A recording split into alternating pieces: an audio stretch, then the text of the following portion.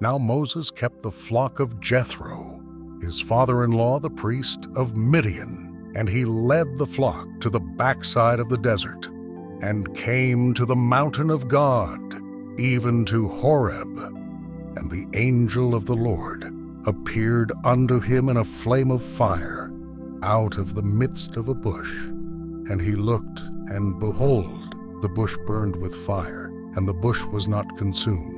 And Moses said, I will now turn aside and see this great sight, why the bush is not burnt. And when the Lord saw that he turned aside to see, God called unto him out of the midst of the bush, and said, Moses, Moses. And he said, Here am I. And he said, Draw not nigh hither. Put off thy shoes from off thy feet, for the place whereon thou standest is holy ground. Moreover, he said, I am the God of thy father, the God of Abraham, the God of Isaac, and the God of Jacob. And Moses hid his face, for he was afraid to look upon God. And the Lord said, I have surely seen the affliction of my people which are in Egypt, and have heard their cry by reason of their taskmasters.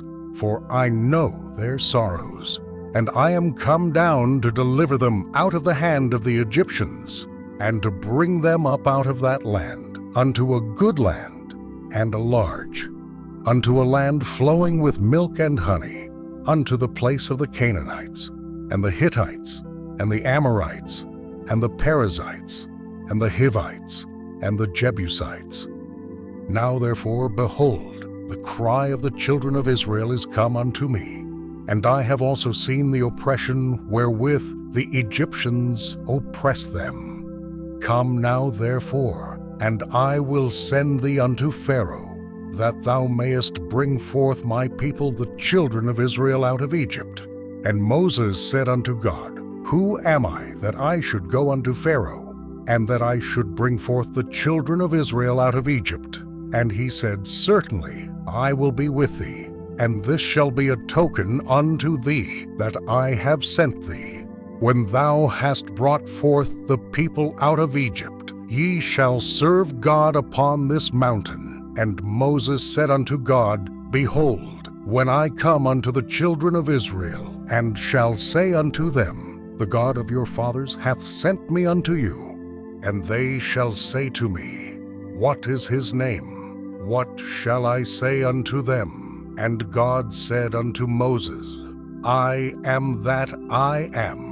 And he said, Thus shalt thou say unto the children of Israel, I am hath sent me unto you. And God said moreover unto Moses, Thus shalt thou say unto the children of Israel, The Lord God of your fathers, the God of Abraham, the God of Isaac, and the God of Jacob, hath sent me unto you. This is my name forever, and this is my memorial unto all generations.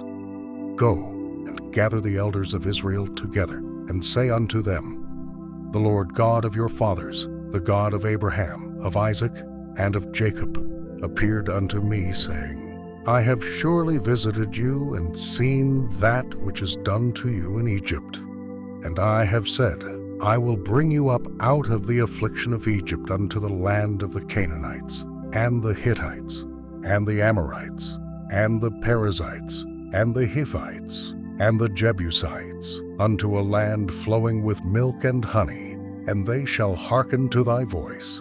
And thou shalt come, thou and the elders of Israel, unto the king of Egypt, and ye shall say unto him, The Lord God of the Hebrews hath met with us, and now let us go. We beseech thee 3 days' journey into the wilderness, that we may sacrifice to the Lord our God. And I am sure that the king of Egypt will not let you go, no, not by a mighty hand. And I will stretch out my hand, and smite Egypt with all my wonders, which I will do in the midst thereof. And after that he will let you go, and I will give this people favor in the sight of the Egyptians. And it shall come to pass that, when ye go, ye shall not go empty, but every woman shall borrow of her neighbor, and of her that sojourneth in her house, jewels of silver, and jewels of gold, and raiment.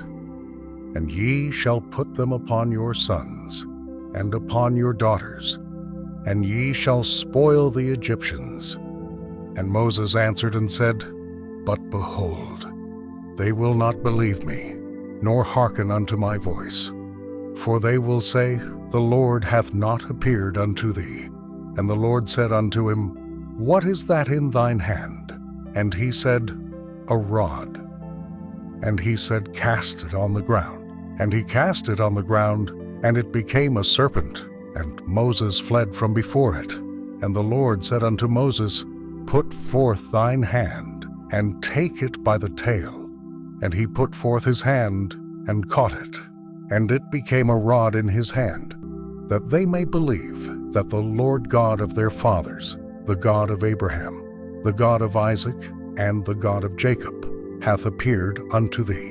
And the Lord said furthermore unto him, Put now thine hand into thy bosom. And he put his hand into his bosom. And when he took it out, behold, his hand was leprous as snow. And he said, Put thine hand into thy bosom again. And he put his hand into his bosom again, and plucked it out of his bosom. And behold, it was turned again as his other flesh. And it shall come to pass, if they will not believe thee, neither hearken to the voice of the first sign, that they will believe the voice of the latter sign.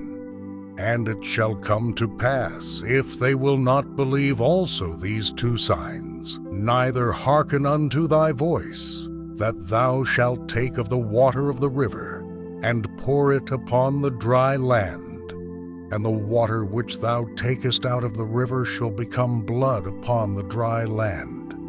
And Moses said unto the Lord, O my Lord, I am not eloquent, neither heretofore, nor since thou hast spoken unto thy servant, but I am slow of speech, and of a slow tongue. And the Lord said unto him, Who hath made man's mouth?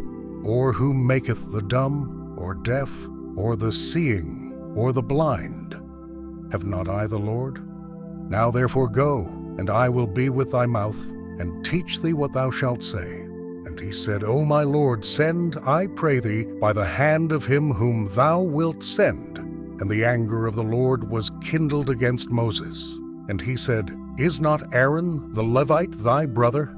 I know that he can speak well, and also, behold, he cometh forth to meet thee. And when he seeth thee, he will be glad in his heart. And thou shalt speak unto him, and put words in his mouth. And I will be with thy mouth, and with his mouth, and will teach you what ye shall do. And he shall be thy spokesman unto the people. And he shall be, even he shall be to thee instead of a mouth. And thou shalt be to him instead of God. And thou shalt take this rod in thine hand, wherewith thou shalt do signs.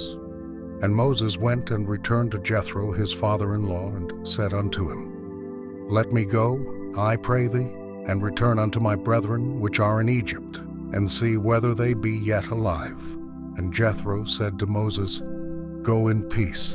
And the Lord said unto Moses in Midian, Go, return into Egypt, for all the men are dead, which sought thy life. And Moses took his wife and his sons, and set them upon an ass, and he returned to the land of Egypt. And Moses took the rod of God in his hand. And the Lord said unto Moses, When thou goest to return into Egypt, see that thou do all those wonders before Pharaoh, which I have put in thine hand. But I will harden his heart, that he shall not let the people go. And thou shalt say unto Pharaoh, Thus saith the Lord, Israel is my son, even my firstborn. And I say unto thee, Let my son go, that he may serve me.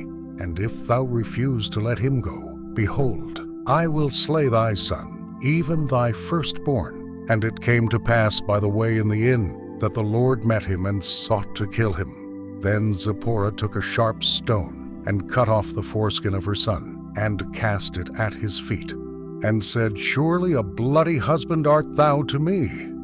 So he let him go. Then she said, A bloody husband thou art because of the circumcision. And the Lord said to Aaron, Go into the wilderness to meet Moses. And he went and met him in the mount of God, and kissed him. And Moses told Aaron all the words of the Lord who had sent him, and all the signs which he had commanded him. And Moses and Aaron went and gathered together all the elders of the children of Israel. And Aaron spake all the words which the Lord had spoken unto Moses, and did the signs in the sight of the people. And the people believed. And when they heard that the Lord had visited the children of Israel, and that he had looked upon their affliction, then they bowed their heads and worshipped.